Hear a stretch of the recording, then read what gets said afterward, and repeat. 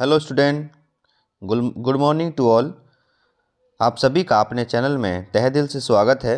और हमारी सीरीज चल रही है ज्योग्राफी, जिसमें ऑलरेडी हम 2 क्लास अपनी ले चुके हैं। तो बच्चों, आज हमारा जो सेशन है वो क्लास का तीसरे नंबर का सेशन है। तो बच्चों, जितने भी मैं इसमें क्वेश्चन आपके लिए लेकर आया हूँ वो सारे आगामी जितने भी आपसे एग्ज़ाम होने वाले हैं उनके पॉइंट ऑफ व्यू से अति महत्वपूर्ण क्वेश्चन होने वाले हैं। और बच्चों, जितने भी अभी तक हमारी क्लास हो चुकी है वो हमारे चैनल पर ऑलरेडी अपलोड हो चुकी है। तो बच्चों, जाइए और सभी लोग विजिट एक बार ज़रूर करिएगा, क्योंकि सबसे ज़्यादा आपका मोस्ट इम्पोर्टेंट जो मैं सीरीज लेकर आ रहा हूँ वो है हमारा ज्योग्राफी। तो बच्चों, इसमें सारा हमारा भारत का भूगोल, विश्व का भूगोल और सारा का सारा एनसीईआरटी सार संग्रह होने वाला है। और बच्चों, यहीं से ही हमारा स्टार्ट होता है आज का जो पहला क्वेश्चन, जो कि मैंने आपको होमवर्क के रूप में दिया था। तो सभी बच्चे उसका ज़रूर अपना जो है, मैंने कहा था कि कमेंट्स बॉक्स में ज़रूर उसका आंसर दीजिएगा। तो कुछ बच्चों ने जैसे विशाल है, जो जैसे सोनम है, इन्होंने बच्चों ने अपने कमेंट्स बॉक्स में इसका आंसर दिया है। तो बहुत ही बढ़िया बात है, वो बच्चे डेडिकेट होकर अच्छे से पढ़ रहे हैं। तो बच्चों, अपना भविष्य में भी अगर अच्छे से तुम इस तरीके से ही पढ़ोगे तो भविष्य में ज़रूर आपका कहीं ना कहीं बहुत अच्छा होने वाला है। तो बच्चों, चलिए, पृथ्वी की सतह की ऊपरी परत को क्या कहते हैं? ऊपरी परत की यहाँ बात हो रही है बच्चों, वो जिसको हम बोलते हैं ऊपरी परत, जिसको हम बोलते हैं क्रस्ट। क्या बोलते हैं? जिसको हम बोलते हैं क्रस्ट। तो इसी को हम क्या कहते हैं? इसी को हम कहते हैं क्या?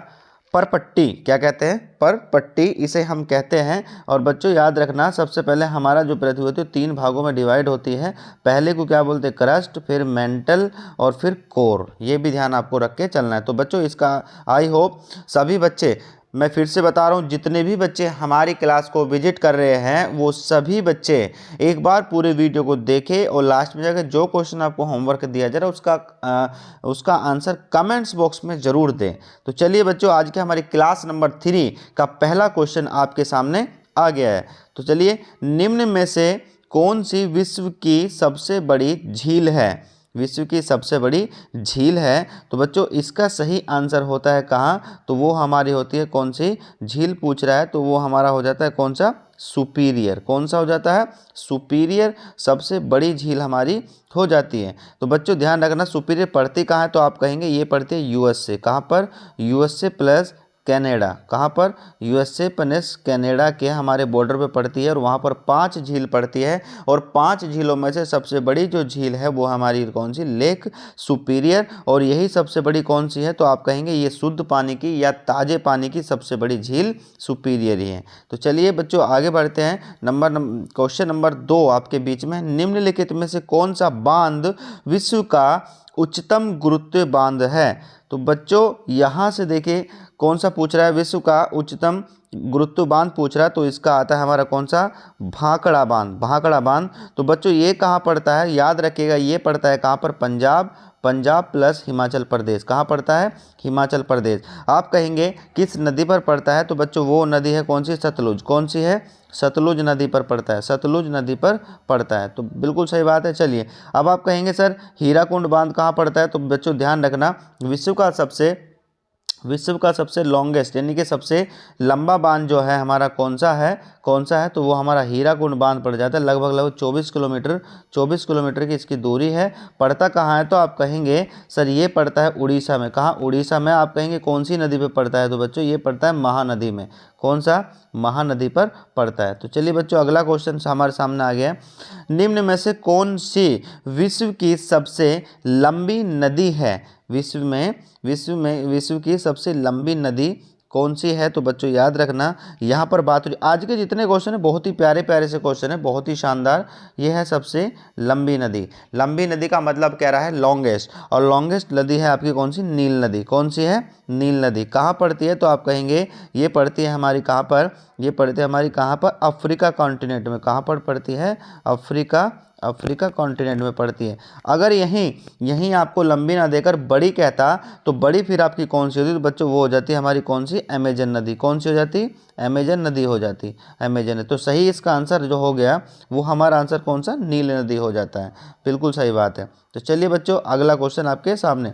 अब पूछ रहा, देखिए अभी उसने पूछा विश्व के सबसे लंबी या बड़ी, मैंने दोनों बता दी। अब कह रहा है आपकी एशिया की सबसे बड़ी नदी कौन सी है। तो बच्चों एशिया की पूछ रहा है, एशिया की सबसे बड़ी नदी कौन सी है। तो बच्चों ये भी आपको पता होना चाहिए, वो पड़ती है हमारी कौन सी, वो पड़ती है यांगसी नदी। कौन सी पड़ती है, यांगसी नदी। तो आप कहेंगे सर इसकी लंबाई कितनी है, तो ये 6300 किलोमीटर, कौन सी है, 6300 किलोमीटर की इसकी लंबाई होने वाली है। चलिए अगला क्वेश्चन, निम्न में से किस देश में से अमेजन नदी बहती है। तो मैंने अभी बताया कि अगर यहाँ से पूछ लिया जाए आपसे क्वेश्चन कि अमेजन नदी ठीक है कैसी नदी है, तो याद रखना ये सबसे बड़ी नदी है। कैसी है, ये सबसे बड़ी नदी है। याद रखना लंबी नहीं, सबसे बड़ी नदी।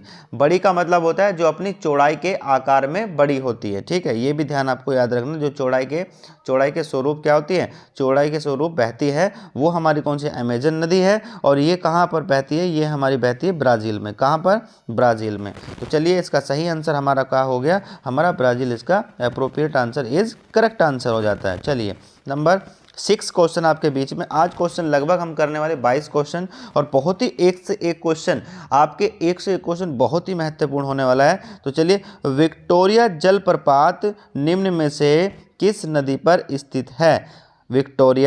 विक्टोरिया जलप्रपात निम्न में से किस नदी पर स्थित है। तो बच्चों इसका सही आंसर आता है कौन सा, जाम्बेजी नदी जो पड़ती है उस पर आपका क्या, विक्टोरिया जलप्रपात पड़ता है। याद रखना बच्चों, ये भी आपका आंसर बहुत ही प्यारा सा है। चलिए अगला बात होती है ज्योग्राफी शब्द निर्मित किया गया। तो बच्चों ज्योग्राफी शब्द जो पूछा गया वो कहाँ से आया।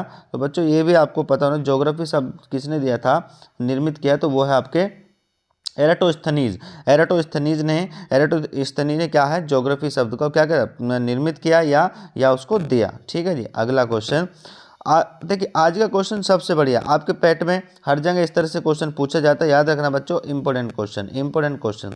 पेट्रोलॉजी किसका अध्ययन है। तो बच्चों यहाँ पर पेट्रोलॉजी का अध्ययन होता है किससे, चट्टान से। पेट्रोलॉजी का अध्ययन किससे होता है, चट्टान से होता है। और चट्टान का जो एज निकालना हो तो वो एज कैसे निकलते हैं, U235।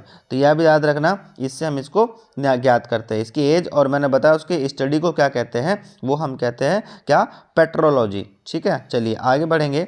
निम्न में से कौन सी काया यांत्रिक चट्टान है। देखिए कितना प्यारा सा क्वेश्चन आ रहा है सिविल वालों, और जो बच्चे कंपटीशन में है तो उनको पता होना चाहिए। इस तरह से क्वेश्चन हर बार एग्जाम में पूछा जाता है, इंपोर्टेंट करके मैं लिख रहा हूँ। यह भी कायांतरिक का मतलब होता है मेटामॉर्फिक रोग, और इससे मैं आपको मोटा मोटी बता रहा हूँ। देखिए यहाँ से अगर हम बात करें ग्रेनाइट, किसकी बात करेंगे, ग्रेनाइट। तो हम सभी को पता है ग्रेनाइट किसका एग्जाम्पल है, तो आप कहेंगे इग्नीशियस का। किसका है, इग्नीशियस चट्टान का, ये हमारा आग्नेय चट्टान का एग्जाम्पल होता है। लेकिन जब क्या होता है, आफ्टर मेटामॉर्फिज्म होता है, आफ्टर मेटामॉर्फिज्म जो हमारी ग्रेनाइट है वो चेंज हो जाती है। तो आप कहेंगे किस में, ये हमारी किस में हो जाती है, नीज में हो जाती है। किस में हो जाती है, नीज में हो जाती है, प्लस चिस्ट में हो जाती है। किस में हो जाती है, चिस्ट में हो जाती है। तो बच्चों ये भी आपको पता होना चाहिए। इसका सही आंसर हमारा नीज और क्या, चिस्ट या सिस्ट हो जाता है। तो चलिए आगे बढ़ेंगे। पर्वतों के अध्ययन को क्या कहते हैं। लीजिए फिर से बहुत ही बढ़िया, बहुत ही प्यारा सा क्वेश्चन आपके बीच में, फिर से इंपोर्टेंट करके लिख लीजिएगा। क्या, पर्वतों के अध्ययन को क्या कहा जाता है। पर्वतों के अध्ययन को कहते हैं ओरोलॉजी। क्या कहते हैं, ओरोलॉजी। ठीक है बच्चों। चलिए आगे बढ़ेंगे।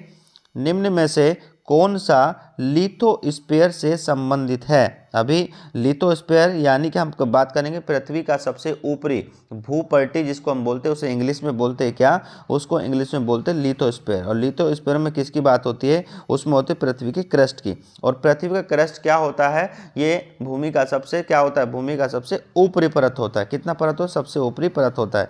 विश्व का सबसे बड़ा मरुस्थल कौन सा है। तो बच्चों विश्व का सबसे बड़ा मरुस्थल कौन सा है, सहारा मरुस्थल। आप कहेंगे कहाँ पड़ता है, तो याद रखना अफ्रीका कॉन्टिनेंट में। कहाँ पर पड़ता है, अफ्रीका में पड़ता है ये भी आपको पता होना चाहिए। चलिए, निम्न में से कौन सी एक ग्रीन हाउस गैस नहीं है। तो बच्चों इसको नोट करके लिख लीजिएगा, हर बार कंपटीशन में हो, चाहे आपका टेक्निकल में हो, चाहे कहीं भी हो, कौन कौन सी ग्रीन हाउस गैस है वो मैं आपको लिखकर बता रहा हूँ। देखिए यहाँ सर एक तो होती है क्लोरोफ्लोरोकार्बन, ठीक है, क्लोरोफ्लोरोकार्बन होती है, एक होती है CH4 मेथेन जिसको हम बोलते हैं, एक होती है हमारी CO2 यानी कार्बन डाइऑक्साइड, एक होती है नाइट्रस ऑक्साइड, ठीक है, एक होती है नाइट्रस ऑक्साइड। तो 4 हो गई, मैंने चारों के नाम आपको लिख दिए। उसने कहा कौन सा नहीं है, तो कार्बन डाइऑक्साइड होता है, जलवाष्प, नाइट्रोजन ऑक्साइड, कौन सी नहीं है, तो आप कहेंगे कौन सी, कार्बन मोनोऑक्साइड नहीं होता है। चलिए, बलुआ पत्थर किस प्रकार की चट्टान है, तो फिर से क्वेश्चन आ गया, बलुआ पत्थर किस प्रकार की चट्टान है, तो बच्चों वो हमारे किस तरह की होती है, बलुआ पत्थर यानी कि सैंड स्टोन, क्या होता है, सैंड स्टोन। सैंड स्टोन किस प्रकार की है, तो बच्चों ये हमारी होती है कैसी, अवसादी चट्टान, अवसादी चट्टान, ठीक है। अब अवसादी चट्टान के सर और बता दीजिए। देखिए यहाँ से एग्जाम्पल है आपके क्या, एक तो बलुआ पत्थर, एक होता है लाइमस्टोन, एक होता है चूना, ठीक है, एक होता है जिप्सम। ये सारे के सारे कैसे होते हैं, ये आपके अवसादी चट्टान होते हैं। आप कहेंगे कैसे होते हैं, ये याद रखना, स्तरीय चट्टान होती है। कैसी होती है, स्तरीय चट्टान होती है। कैसी होती है, स्तरीय चट्टान होती है, मतलब जिनमें परतें पाई जाती है, जिनमें परतें पाई जाती है। तो चलिए आगे बढ़ेंगे। अंतर अंतर्वेदी आग्नेय सेल का उदाहरण है, क्या है, अंतर्वेदी आग्नेय सेल का उदाहरण है। तो बच्चों यहाँ से देखिए कितना प्यारा सा क्वेश्चन आपके सामने आया है, किसे, आग्नेय सेल। आग्नेय को पकड़ लीजिए, और किसको पकड़ना, आग्नेय को पकड़ के ग्रेनाइट सही आंसर हो जाता है। ग्रेनाइट हो गया, बेसाल्ट हो गया, ट्रैप हो गया, ये सब के सब हमारे किसके, आग्नेय सेल के एग्जाम्पल होते हैं। आगे बढ़ेंगे, पृथ्वी की, क्वेश्चन नंबर 16, पृथ्वी की सतह पर सैलों के टूटने से क्या होता है, पृथ्वी की सतह पर सैलों के टूटने से क्या क्रिया होती है, तो बच्चों ये होती है हमारी क्या, अपक्षय। क्या होती है हमारी, अपक्षय होने लगती है। ये भी आपको ध्यान रखना, अपक्षय होने लगती है। याद रखना, अगर यही बात क्वेश्चन आ जाती है कि भूमि की सतह पर क्या मिट्टी के धूल करकट हो गया, इन सभी के बहने से क्या होता है, तो इन सभी से तो अपरदन। लेकिन कह रहा है कि पृथ्वी की सतह पर सैलों के टूटने से क्या होता है, अपक्षय होना शुरू हो जाता है। क्या होता है, अपक्षय होना शुरू हो जाता है। चलिए आगे बढ़ेंगे।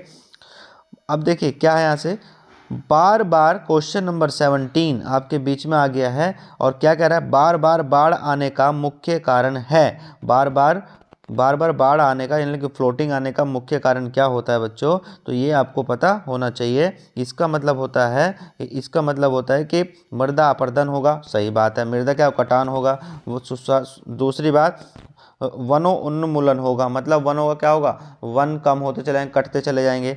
नदी तल का अवसाद, सही बात है, वहाँ सेडिमेंट इकट्ठा होना शुरू। तो सही आंसर हमारा क्या हो गया, अप्रोप्रिएट, बिल्कुल सही, सारे आंसर बिल्कुल सही जा रहे हैं, ये भी आपको पता होने चाहिए। देखिए यहाँ से अभी मैंने क्या पूछी, फिर से आपका क्वेश्चन आ गया कि सबसे लंबी नदी कौन सी है, तो सबसे लंबी नदी, फिर से क्वेश्चन आपके बीच में आया, लंबी नदी तो नील नदी। अगर यही पूछ लेता बड़ी नदी, तो बड़ी नदी में क्या आंसर हो जाता है आपका, अमेजन। क्या हो जाता है आपका, अमेजन हो जाता है, ठीक है। तो इसका सही आंसर हमारा कितना हो जाता है, तो बच्चों इसका आंसर हमारा हो जाता है, लंबी नदी पूछ रहा है, तो लंबी नदी पूछ रहा है तो नील नदी इसकी सही आंसर हो जाता है, ठीक है जी।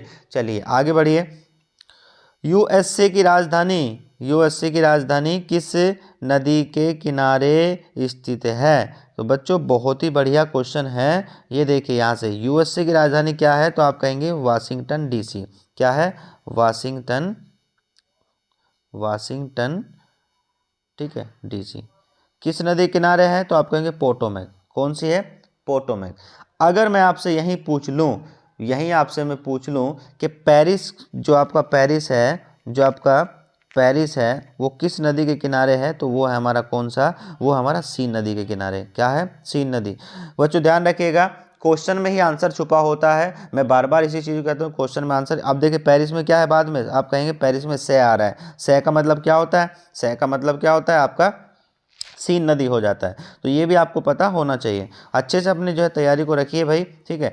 विश्व का सबसे बड़ा डेल्टा कौन सा है, विश्व का सबसे बड़ा डेल्टा कौन सा है, तो आप कहेंगे विश्व का सबसे बड़ा डेल्टा है हमारा कौन सा, सुंदरवन का डेल्टा। कौन सा है, सुंदरवन का डेल्टा। कहाँ पड़ता है, याद रखना, ब्रह्मपुत्र प्लस नदी के संगम पर ये डेल्टा बनता है। कहाँ पड़ता है ये, हमारे कहाँ पर पड़ता है, पश्चिम बंगाल में पड़ता है, और प्लस में बांग्लादेश में। कहाँ पर, ये दोनों होता है, ठीक है। बांग्लादेश में नवीनतम है, ये भी ध्यान रखना। तो विश्व का सबसे बड़ा डेल्टा कौन सा था? सुंदरवन का डेल्टा होता है। तो चलिए, यूरोप की सबसे लंबी नदी, अभी मैंने आपको बताया था यूरोप की सबसे लंबी नदी कौन सी है। तो बच्चों याद रखिएगा, यूरोप की सबसे, मैंने आपको एशिया की सबसे लंबी पढ़ा दी यांगटीसी, जिसकी लंबाई मैंने आपको बताई लगभग 6300 किलोमीटर। और यही पूछ ले यूरोप का, तो यूरोप की सबसे लंबी नदी है आपकी कौन सी? वोल्गा नदी। कौन सी है? यूरोप की सबसे लंबी नदी कौन सी है? वोल्गा नदी है। बिल्कुल सही बात है, याद रखिएगा बच्चों।